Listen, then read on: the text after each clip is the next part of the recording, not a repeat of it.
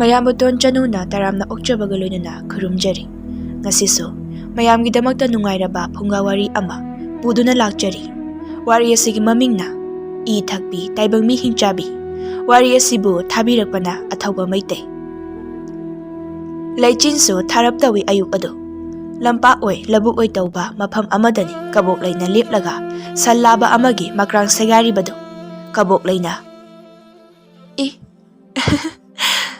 ꯆꯥꯁꯨ ꯁꯨꯡꯆꯥ ꯆꯥꯗꯅ ꯆꯥꯏ ꯁꯨꯝ ꯍꯥꯏꯖꯤꯜꯂꯛꯑꯗꯤ ꯆꯥꯕ ꯇꯥꯕꯅꯤ꯫ ꯁꯟꯁꯥꯁꯦ ꯂꯣꯏꯅ ꯆꯥꯊꯣꯛꯀꯦ꯫ ꯃꯀꯣꯛꯁꯤꯅ ꯍꯣꯔꯦꯟ ꯌꯨꯝꯗ ꯄꯨꯔꯒ ꯈꯥꯏꯗꯠꯂꯒ ꯊꯣꯞꯀꯤ ꯏꯁꯦ ꯊꯛꯀꯦ꯫ ꯑꯔꯥꯞꯄꯗ ꯅꯨꯄꯥ ꯑꯃ ꯈꯨꯗꯩꯗꯨ ꯀꯟꯅ ꯂꯥꯛꯁꯤꯜꯂꯒ ꯃꯈꯨꯠꯇ ꯊꯥꯡꯖꯧ ꯑꯁꯥꯡꯕ ꯑꯃ ꯄꯥꯏꯔꯒ ꯀꯕꯣꯛꯂꯩ ꯇꯝꯅ ꯂꯥꯎꯔꯒ ꯆꯦꯟꯁꯤꯜꯂꯛꯏ꯫ ꯅꯨꯄꯥ ꯑꯗꯨꯅ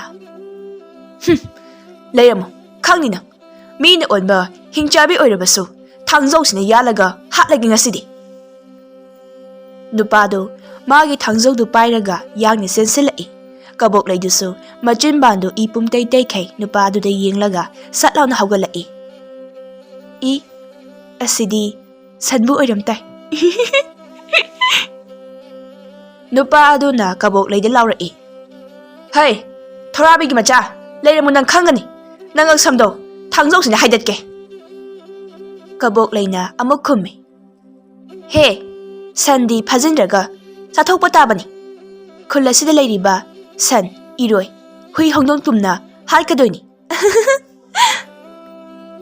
ꯀꯕꯣꯛꯂꯩꯅ ꯁꯟ ꯃꯉꯛꯇꯨ ꯄ꯭ꯔꯣꯛ ꯂꯥꯎꯅ ꯊꯨꯗꯦꯛꯂꯒ ꯑꯆꯧꯕ ꯈꯨꯖꯤꯟ ꯑꯗꯨꯅ ꯃꯉꯛꯁꯝ ꯑꯗꯨꯗ ꯖꯣꯞ ꯖꯣꯞ ꯊꯤꯟꯖꯤꯜꯂꯤ꯫ ꯑꯗꯨꯒ ꯁꯟꯒꯤ ꯃꯉꯛꯁꯝ ꯑꯗꯨ ꯊꯥꯗꯠꯂꯒ ꯃꯀꯣꯛꯇꯨ ꯀꯣꯜꯂꯒ ꯅꯣꯛꯂꯒ ꯀꯟꯅ ꯆꯦꯟꯈꯤ꯫ ꯀꯕꯣꯛꯂꯩꯅ ꯅꯣꯛꯂꯒ ꯆꯦꯟꯕꯒꯤ ꯐꯤꯕꯝ ꯑꯗꯨ ꯑꯉꯛꯄꯅꯤ, ꯄꯜꯍꯩꯗꯕ ꯁꯛꯇꯝꯅꯤ꯫ ꯅꯨꯄꯥꯗꯨꯁꯨ ꯀꯕꯣꯛꯂꯩꯗꯨ ꯀꯟꯅ ꯇꯥꯟꯅꯔꯒ ꯊꯥꯡꯖꯧꯗꯨ ꯂꯥꯛꯇꯅ ꯂꯪꯈꯤ꯫ ꯀꯕꯣꯛꯂꯩꯁꯨ ꯃꯥꯅ ꯄꯥꯏꯔꯤꯕ ꯁꯟ ꯃꯀꯣꯛꯇꯨꯅ ꯊꯥꯡꯖꯧ ꯑꯗꯨꯗ ꯁꯠ ꯂꯥꯎꯅ ꯉꯥꯛꯏ꯫ ꯊꯥꯡꯖꯧꯗꯨ ꯁꯟ ꯃꯀꯣꯛꯇ ꯖꯣꯞ ꯂꯥꯎꯅ ꯌꯨꯡꯉꯤ꯫ ꯃꯥꯡꯒꯣꯟꯖꯥꯎꯅ ꯊꯣꯔꯥꯕꯤꯒꯤ ꯃꯆꯥꯁꯦ ꯅꯪ ꯏꯆꯥꯅꯨꯄꯥ ꯂꯝꯖꯤꯡꯕꯗꯨꯃꯒ ꯌꯥꯎꯔꯝꯂꯕꯗꯤ ꯂꯥꯜꯂꯗꯕꯅꯤ ꯈꯪꯉꯨ ꯅꯪ꯫ ꯉꯁꯤꯒ ꯊꯥꯅ ꯁꯟ ꯂꯥꯕ 7 ꯁꯨꯔꯦꯗꯅ ꯅꯪꯅ ꯆꯥꯊꯣꯛꯂꯤꯕꯁꯦ꯫ ꯃꯁꯤꯗꯤ ꯐꯔꯛ ꯍꯦꯟꯅ ꯇꯥꯔꯛꯀꯗꯧꯔꯤ, ꯑꯗꯨꯅ ꯂꯥꯡ ꯊꯥꯛꯄꯅ ꯐꯅꯤ꯫ ꯀꯕꯣꯛꯂꯩꯅ ꯂꯩꯆꯤꯟ ꯃꯔꯛꯇ ꯃꯈꯨꯠꯅ ꯁꯟ ꯃꯀꯣꯛꯇꯨ ꯀꯣꯜꯂꯒ ꯂꯧꯕꯨꯛꯇ ꯆꯦꯜꯂꯤꯕꯗꯨ ꯈꯨꯡꯒꯪ ꯂꯩꯀꯥꯏꯒꯤ ꯃꯤꯑꯣꯏꯁꯤꯡꯅꯁꯨ ꯂꯥꯞꯅ ꯎꯔꯤ꯫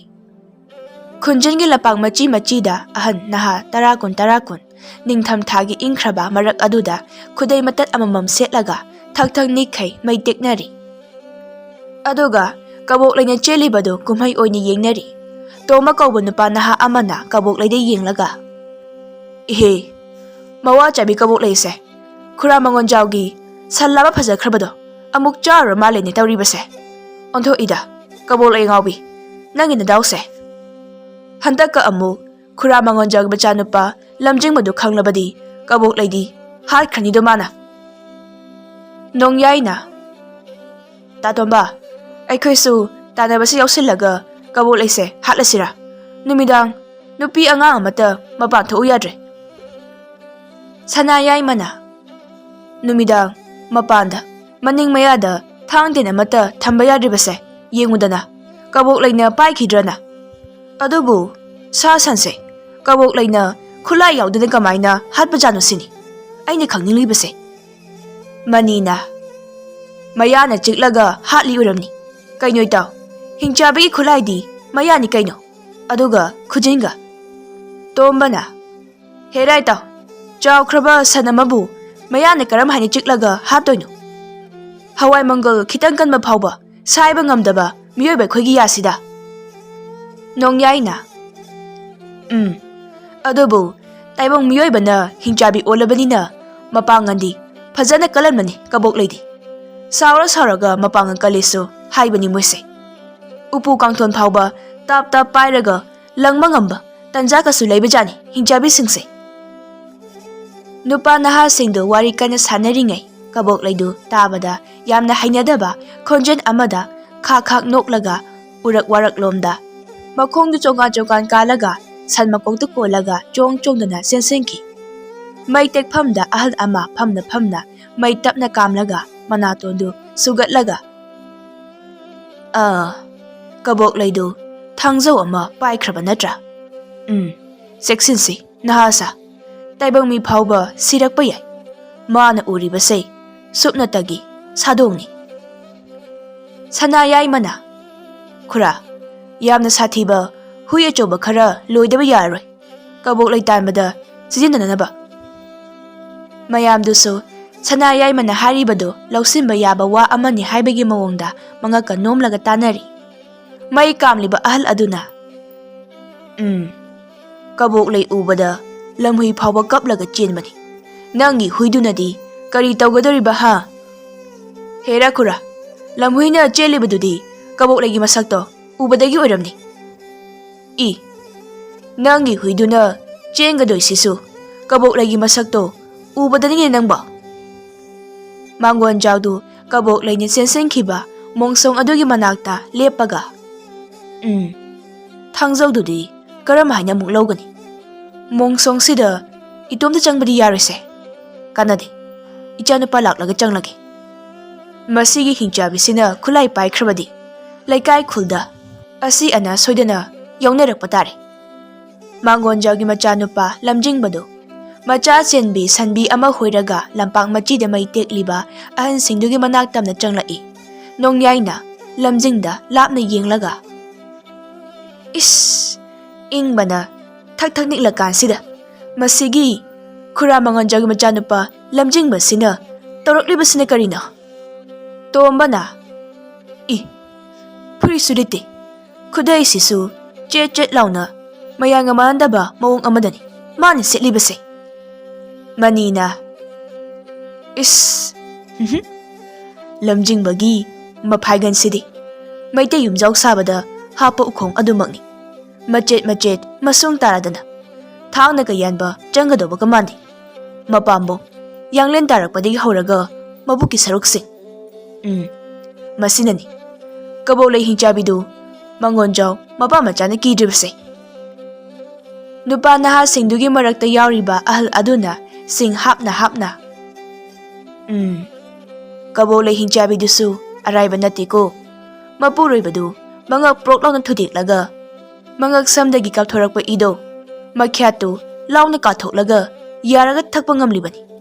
Maana pairamba thenglama potuma mara phuklami haribani.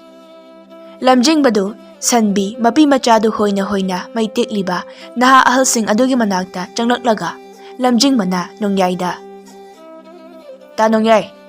Ada labuk mayaya cheliba sibu aikhoy baji natro. Mani bungo. Ado nangbu khudai mata tumaga ingdrane puri sudite. May yaru lausida. Ingde da tada. Ado ningthamta changlakpasida mayamda wamade hagiko. Sing tharaga mayaibase kuchu kumen unsa yamna sokpani. Unsa kangsilaklani. Khongda khutta hauriba tuhaw phauba mainakta khitang naksinbada loina chaklibaduni. Maruoina nupi angangsingdi singna mai tharaga mayaibase yamna phatti. Tombana Herainaw mai horondagi mayaibai chatnabise lailaklabani. Aduga mayairaga kanana Kuchu kumen unsa soi haribano ne. Lamjing bado sandu lampakta punna. Tada isa ingan maibasidi yamna phate. Adobu sing tharaga mai yai baibasisu yamna phate ko. Yumgi taima iche hoisu yariba makai singna mai tharaga chak thongan bigano. Kuchu kumen amata yaroi.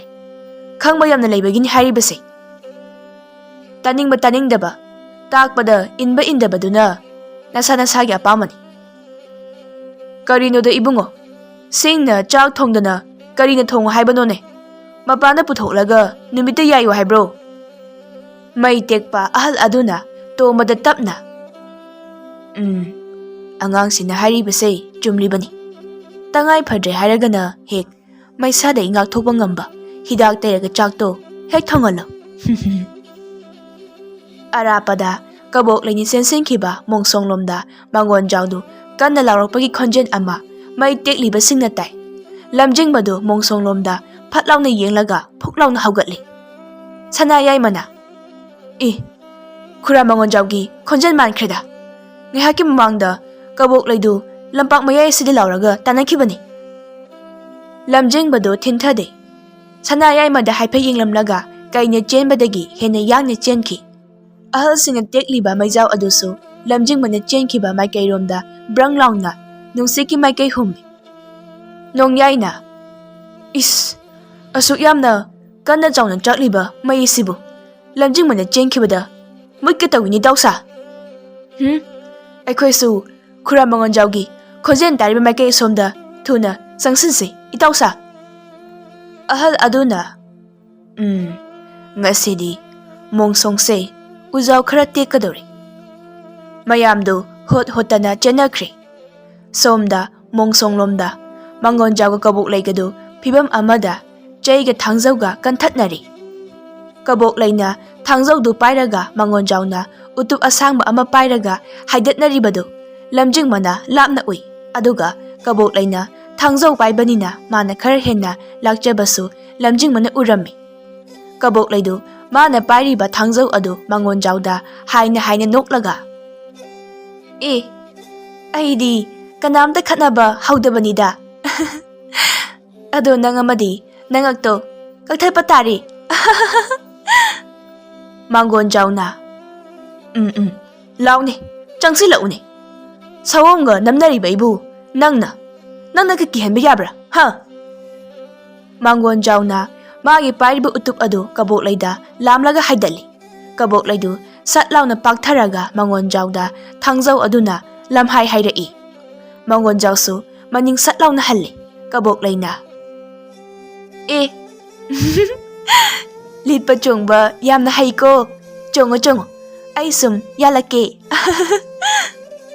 Kabok laina thangna leptana yalakpadu mangon jaksu magi pairiba utup asang maduna hanjin ngakli. Adubu utup tudi yalakliba thang adu ngakpada matat tatli.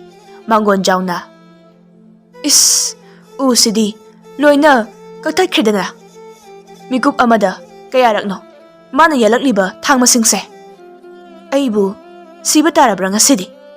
Pambai amadi thidaba yaroidori. Kabok laidu magi thangjaudu chetna pairaga mangon jauda higatlaga sensilakpaga. Nakanda hauba uzau amagi marumdagi lamjingmana kabok laida nakseptagi magi nungthang manna phajaraba khongpaktuna lamaga job launa kausingki. Kabok laidu kanna lauraga sallaga chepna paithoke tawi. Adubo lamjingmana kabok laigi makhut oidu tap launa yalaga khangsing sili. Aduga chauraba upambi aduda mamaidu pop launa mu thomjili. Kabok laidu hingchabi dongna khongi. Lamjingbana. Hera makut yesina usidagasu yaline. Adu iba tarabadi. Kuzinsina usida amuk khotline. Lamjingbado kabok laigi makhut oiduna kanna chinglaga kabok laigi yeki khusadu tamna chauraba khongpaktuna job launa kausingki. Kabok laina. Magi khongpaksina palabadi aigi khusasidi haining asuba malani. Use thuna thadok hobana phani ai. Kabok laidu udaya lamba magi makhut yetu satlauna thadoi. Adubu kabok laigi makhut oidudi lamjingmana ngasaidagi kanna pairaga chinglibani haiba kabok laidi kaurura mali. Kabok laidu magi makhut yetu khangta thadokpaga lamjingmana kabok laigi makhut oidu pairaga chinglaga laktana langki. Lamjingbagi khongpakna panbada mi anina konba thungdaba ujau adu tangkhai ama phai. Somdana kabok laidu urakta mafidu phara hairaga lauraga pairi. Kabok laidu urakta paina matomta khalli. Is ai sidi onthok yangnasu pairi da ngasidi. Nupa si khongpakna panba ujau sidi tangkhai ma phakledana. Sigi khupai sida aina udaga yaisilabadi hinglaroi. Kabok laidu urakta paina masadu satlauna laithoklaga usa amada taplauna yalaga laimaida tharo maro olaga hambru marak amada kanna lauraga paisingki. Mangon jauna. Ibungo nangi salaba masu chakrane. Chasano ai tawgi. Bazigi thangjogdudi. Aina khungatle. Adudi Hallasira baje. Hallasi. Mangonjauga lamjingbaga du uzau hauba mongsong maraktudagi tholakpada sanayai mahoi nongyai hoidusu sensinaraki. Mangonjauna nongyai tomba sanayai ma khulasida san iroiba ngamlibase ipaicha khaktani. Karigumba sa san chaba phanglaktrabadi mida tainarakadoni cheksilu. Tomba na Khura umangdagi maraina sao chek pharaga cha sani kaino. Hey Tomba marai yamna tawrakano. Aina labuk lamyaida hinchabi se tanari. Aduga noina mai teklaga ying leiri. Nathibong pandaba noise ipai chana ngakle heba kaunu. Hauji ipai sa se tumina lesing khora ha asuk kuiba se nongmata noina khulase ngak semba yaukhrabro. Mangonjau mapa machana marani adum senjani khandaba ngaktani. Napunsida nayumda hui hodong phawba yokpa ngamlaroidaba mi ngaktani noi. Sanayai mana Khura Mangonjau se saukrene mani. Lamjingba nangni saukhino nayamba wam ta haijage.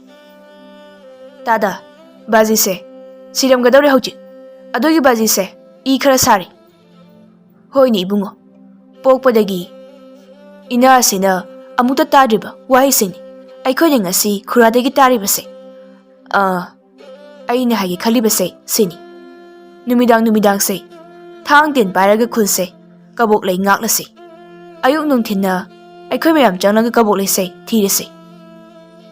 Tada numidang no khul ngakpiu phattaba hinjabi sini ngairibase amamba matambuni aisu ngakpadum yaugi ayuk nungthindi ai tomdum thigeda kaim khalun tada. Nungthil numit chap yung matamni kabok laidu mongsong marakta suppaga tari aduga lamhui amasu kabok laigi manakta changlaklaga kabok laigi machimbandagi I taraklibadu sasat leklaga ngangli. Kabok laidu khanglang lauraga haugalai lamhuidu hotana chenki kabok laidu phuklauna haugalaklaga aigi samakokti karaidi lehore aidi yam kuina wantharuredana kabok laidu lamjingbaga phunakhiba mafam aduda kina lai nupa machado lairamladi chatamlanida kadai aigi samakokto. Kabok laidu manam susut namlaga uraktuda samakoktu koithi thiri. Ada leiridana sidi kakchi makon saredana. Kabok laidu sanmakoktu taplongna paikhatli aduga maraiduna kakseng singdu sasa leklaga sai. Kabok laidu kakchengdu saina khanglaw amuk lawi. Yarida kakcheng si laidaga chikladi sanmakok saibada mahau amata yawaroi. Kabok laidu kakchengdu phru launa amuk kamthoi. Nongmani di kabok laigi mawamanin amata naikhidre. Numidang amani khulgi lamlong ahum phangmada laikai ima indonsing maira amamam pairaga kabok lai sangna wari sanari. Hanubi amana hayengdagidi aikhoi thoklaroi ketuki karino deiche kabok lai se aikhoi khaktagiro aisu thola nurodudi karino bema kabok laina pumkhai tumlamkhini aduga aikhoina hakam wawa chalaga karigi ngaidono apangbase kabok laina sirira Mangonjau mapa machana sirira koka ngaujeida. Arapadagi nupi amana hoi che aidi sibabudi tumdabana phai yumda laidoi saru maya maraksida ahing yareklaga nungthindo pena tumjarage. Nupi mayamdo jojo tongnarai mayamdo langnaringai amama marak amadagi yumuk chawba masa mareng phanba ura yawba ujau pambi ama kabok lai sangliba nupi mayam marak aduda akanba makon amaga loina napaisilai. Nupi mayamdo walawi aduga hotana chanthoknai. Ngasai wayamna ngangkhiba hanubi adumadi chenba nanghodabadagi ujauna ꯅꯟꯁꯤꯟꯈ꯭ꯔ ꯃꯥꯜꯂꯤ꯫ Egg ꯍꯥꯏꯔꯝꯂꯒ ꯋꯥ ꯉꯥꯡꯈꯤꯗ꯭ꯔꯦ꯫ ꯀꯕꯣꯛꯂꯩꯗꯨ ꯃꯈꯨꯠꯇ ꯁꯟ ꯃꯐꯩ ꯑꯃ ꯄꯥꯏꯔꯒ ꯅꯨꯄꯤ ꯑꯉꯥꯡꯁꯤꯡꯗꯨ knock ꯅꯣꯛꯇꯨꯅ ꯇꯥꯟꯅꯩ꯫ ꯅꯨꯄꯤ ꯃꯌꯥꯝꯗꯨꯁꯨ ꯀꯞ ꯂꯥꯎꯗꯨꯅ ꯆꯦꯟꯅꯩ꯫ ꯀꯕꯣꯛꯂꯩꯁꯨ ꯃꯥꯒꯤ ꯄꯥꯏꯔꯤꯕ ꯁꯟ ꯃꯐꯩꯗꯨꯅ ꯂꯥꯝꯗꯨꯅ ꯀꯜꯂꯤ꯫ ꯁꯟ ꯃꯐꯩꯅ ꯂꯥꯝꯃꯒ ꯀꯟꯕꯗ ꯄꯥꯜꯍꯧꯗꯕꯗꯒꯤ ꯀꯕꯣꯛꯂꯩꯗꯨ ꯎꯄ꯭ꯔꯥꯡ ꯎꯞꯄꯒ ꯇꯨꯁꯤꯟꯕꯁꯨ ꯌꯥꯎꯔꯤ꯫ ꯀꯕꯣꯛꯂꯩꯅ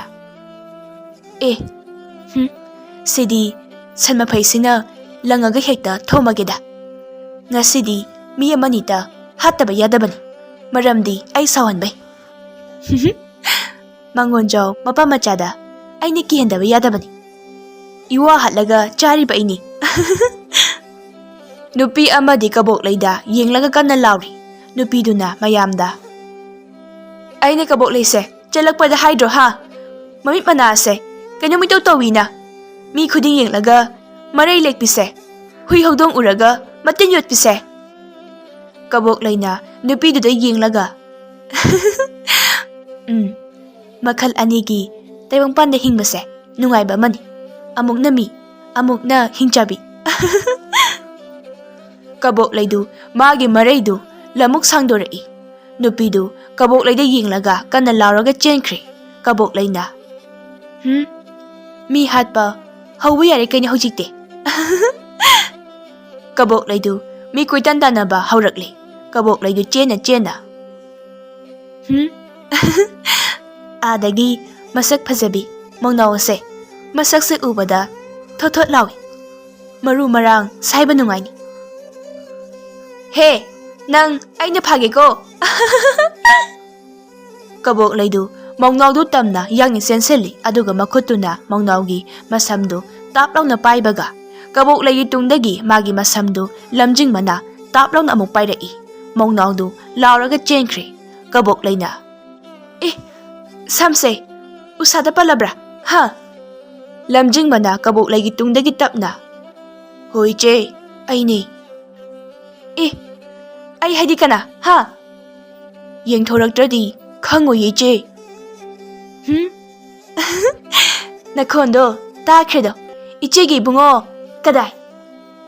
ꯀꯕꯣꯛꯂꯩꯗꯨ ꯃꯆꯤꯟꯕꯥꯟꯗꯨ ꯏ ꯄꯨꯝꯇꯩ ꯇꯩꯈꯩ ꯂꯝꯖꯤꯡꯕꯗ ꯁꯠ ꯂꯥꯎꯅ ꯌꯦꯡꯊꯣꯔꯛꯄꯒ ꯂꯝꯖꯤꯡꯕꯒꯤ ꯌꯥꯡꯀꯣꯛꯃꯨꯛ ꯄꯥꯛꯄ ꯈꯨꯄꯥꯛ ꯑꯗꯨꯅ ꯀꯕꯣꯛꯂꯩꯒꯤ ꯃꯃꯥꯏ ꯑꯗꯨ ꯊꯨꯡꯅꯕ ꯊꯥꯖꯤꯜꯂꯛꯏ꯫ ꯀꯕꯣꯛꯂꯩꯗꯨ ꯁꯨꯞꯄꯒ ꯂꯥꯞꯅ ꯐꯩꯅ ꯄꯥꯏꯊꯣꯛꯏ, ꯑꯗꯨꯒ ꯎꯐꯨꯟ ꯃꯔꯛꯇ ꯁꯤꯠꯂꯒ ꯇꯥꯏ꯫ ꯀꯕꯣꯛꯂꯩꯅ ꯂꯝꯖꯤꯡꯕꯗ ꯀꯞꯄꯒ ꯂꯥꯎꯔꯛꯏ꯫ ꯅꯨꯄꯤꯗ ꯈꯨꯠ ꯊꯥꯏꯗꯦ, ꯍꯩꯠ! ꯂꯝꯖꯤꯡꯕꯗꯨ ꯀꯕꯣꯛꯂꯩ ꯇꯝꯅ ꯗꯨꯡ ꯆꯦꯟꯁꯤꯜꯂꯛꯏ꯫ ꯑꯗꯨꯒ ꯀꯕꯣꯛꯂꯩꯒꯤ ꯃꯁꯝꯗꯨ ꯈꯨꯗꯥꯞ ꯄꯥꯏꯔꯒ ꯄꯥꯛ ꯆꯥꯎꯔꯕ ꯈꯨꯄꯥꯛ ꯑꯗꯨꯅ ꯊꯥꯒꯗꯕꯒꯤ ꯍꯥꯏꯒꯠꯂꯛꯂꯒ ꯂꯝꯖꯤꯡꯕꯅ ꯀꯕꯣꯛꯂꯩꯗ ꯅꯪꯗꯤ ꯅꯨꯄꯤꯁꯨ ꯅꯠꯇꯅ ꯍꯤꯡꯆꯥꯕꯤꯅꯦ꯫ ꯍꯤꯡꯆꯥꯕꯤ ꯑꯣꯏꯔꯁꯨ ꯅꯨꯄꯤ ꯍꯤꯡꯆꯥꯕꯤꯅꯦ, ꯑꯩꯉꯣꯟꯗ ꯈꯨꯠ ꯊꯥꯒꯅꯨ ꯍꯦ! ꯂꯝꯖꯤꯡꯕꯗꯨ ꯀꯕꯣꯛꯂꯩꯒꯤ ꯃꯁꯝꯗꯨ ꯄꯥꯏꯔꯒ ꯋꯥꯡꯅ ꯊꯥꯡꯒꯠꯂꯤ꯫ ꯀꯕꯣꯛꯂꯩꯗꯨ ꯂꯝꯖꯤꯡꯕꯗ ꯌꯦꯡꯂꯒ ꯀꯟꯅ ꯅꯣꯛꯂꯒ ꯀꯣꯏꯅꯕ ꯅꯨꯄꯥ ꯐꯥꯎꯕ ꯎꯅꯁꯦ ꯀꯧꯔꯒ ꯆꯥꯕ ꯑꯩꯉꯣꯟꯗ ꯅꯪꯒꯨꯝ ꯑꯃꯅ ꯁꯤꯡꯅꯕ? ꯂꯝꯖꯤꯡꯕꯗꯨ ꯀꯕꯣꯛꯂꯩꯗ ꯈꯥꯅ ꯌꯦꯡꯂꯝꯂꯒ ꯀꯕꯣꯛꯂꯩꯅ ꯐꯨꯛꯂꯛꯄ ꯎꯖꯥꯎ ꯑꯗꯨ ꯃꯈꯨꯠ ꯅꯥꯝꯃꯅ ꯂꯥꯝꯃꯒ ꯆꯩꯇꯦꯛ ꯊꯦꯛꯄꯒꯨꯝ ꯄ꯭ꯔꯣꯛ ꯂꯥꯎꯅ ꯊꯦꯛꯏ꯫ ꯀꯕꯣꯛꯂꯩ ꯁ꯭ꯋꯥꯏ ꯂꯥꯎꯏ꯫ ꯂꯝꯖꯤꯡꯕꯅ ꯀꯕꯣꯛꯂꯩꯗ ꯑꯗꯣ ꯑꯩꯗꯤ ꯅꯪꯒꯤ ꯅꯋꯥ ꯅꯠꯇꯦ, ꯀꯣꯏꯅꯁꯦꯅ ꯅꯪꯅ ꯑꯩ ꯀꯧꯕꯁꯨ ꯅꯠꯇꯦ꯫ ꯂꯝꯖꯤꯡꯕꯗꯨ ꯀꯕꯣꯛꯂꯩꯒꯤ ꯃꯈꯣꯡ ꯑꯅꯤꯗꯨ ꯇꯥꯞ ꯂꯥꯎꯅ ꯄꯥꯏꯔꯒ ꯎ ꯑꯗꯨꯗ ꯄꯣꯞ ꯄꯣꯞ ꯂꯥꯎꯅ ꯂꯧ ꯌꯩꯕꯗꯧꯅ ꯍꯥꯏꯗꯠꯂꯤ꯫ ꯑꯗꯨꯒ ꯀꯕꯣꯛꯂꯩꯅ ꯐꯨꯛꯂꯛꯄ ꯎ ꯑꯗꯨ ꯂꯝꯖꯤꯡꯕꯅ ꯆꯩꯇꯦꯛꯀꯨꯝ ꯊꯨꯗꯦꯛꯈꯤꯕ ꯃꯀꯣꯛ ꯑꯗꯨ ꯇꯥꯞ ꯂꯥꯎꯅ ꯊꯥꯡꯒꯠꯂꯒ ꯀꯕꯣꯛꯂꯩꯒꯤ ꯃꯊꯕꯥꯛꯇ ꯖꯣꯞ ꯂꯥꯎꯅ ꯌꯨꯡꯁꯤꯜꯂꯤ꯫ ꯀꯕꯣꯛꯂꯩꯗꯨ ꯈꯪꯂꯥꯎ ꯂꯥꯎꯔꯝꯂꯒ ꯏꯛ ꯍꯥꯏꯔꯝꯂꯒ ꯇꯨꯃꯤꯟꯅ ꯂꯩꯈ꯭ꯔꯦ꯫ ꯊꯥ 10ꯃꯨꯛꯀꯤ ꯃꯇꯨꯡ ꯂꯝꯖꯤꯡꯕꯒꯤ ꯈꯨꯜ ꯂꯩꯀꯥꯏ ꯑꯗꯨ ꯁꯥ ꯁꯟ ꯍꯨꯏ ꯍꯧꯗꯣꯡ ꯌꯦꯟ ꯉꯥꯅꯨꯒꯤ ꯈꯣꯟꯖꯦꯜꯅ ꯑꯅꯧꯕ ꯇꯥꯏꯕꯪ ꯑꯃꯒꯨꯝ ꯂꯩ꯫ ꯀꯕꯣꯛꯂꯩꯒꯤ ꯁꯤꯐꯝ ꯃꯐꯝ ꯑꯗꯨꯁꯨ ꯍꯩꯅꯧ ꯄꯥꯝꯕꯤ ꯑꯃ ꯊꯥꯖꯤꯜꯂꯝꯃꯤ꯫ ꯆꯍꯤ 5ꯒꯤ ꯃꯇꯨꯡ ꯀꯕꯣꯛꯂꯩꯒꯤ ꯁꯤꯐꯝꯗ ꯍꯧꯔꯤꯕ ꯍꯩꯅꯧ ꯄꯥꯝꯕꯤ ꯑꯗꯨ ꯅꯨꯃꯤꯗꯥꯡ ꯑꯃꯨꯛ ꯈꯪꯅꯣꯝ ꯅꯣꯝꯃꯤ ꯀꯥꯏꯅ ꯍꯥꯏꯅꯕ ꯃꯤꯁꯨ ꯌꯥꯎꯅꯔꯤ꯫ ꯂꯩꯀꯥꯏꯒꯤ ꯑꯍꯜ ꯑꯃ ꯍꯩꯅꯧꯗꯨ ꯌꯥꯟꯒꯗꯕꯒꯤ ꯐꯝꯂꯤ꯫ ꯃꯅꯥꯛꯇ ꯁꯤꯡꯖꯪ ꯑꯃꯁꯨ ꯉꯥꯔꯤ꯫ ꯑꯍꯟꯗꯨ ꯍꯩꯅꯧ ꯑꯃꯁꯨ ꯆꯥꯔꯤ, ꯑꯗꯨꯒ ꯃꯇꯣꯝꯇ ꯍꯩꯅꯧ ꯄꯥꯝꯕꯤꯁꯦ Tambudi yamna tamnay haibu mahaudi leire heibo. Hera, asuk hauba hainau pambi asibu karigi yangadoribano. Tamge tamna jasano. Akiba mina chajadri, kidaba mina chajari. Hainau pambi adugi matondagi kabok laina. Aisu akiba mi khaktada tamna gadoni. Aise mapok ahum pokledo. Taibang midagi hinchabi. Aduga haujikna among but. Hainau pambi adusu kanamtana yalhandre. Yange tawbaga kabok laina hekta tamnarami. Maram asidagi upambi adu mayamgi pothapam oina masanana semgatpiduna kun adu mahusagum nungaina panba mo haukhirami.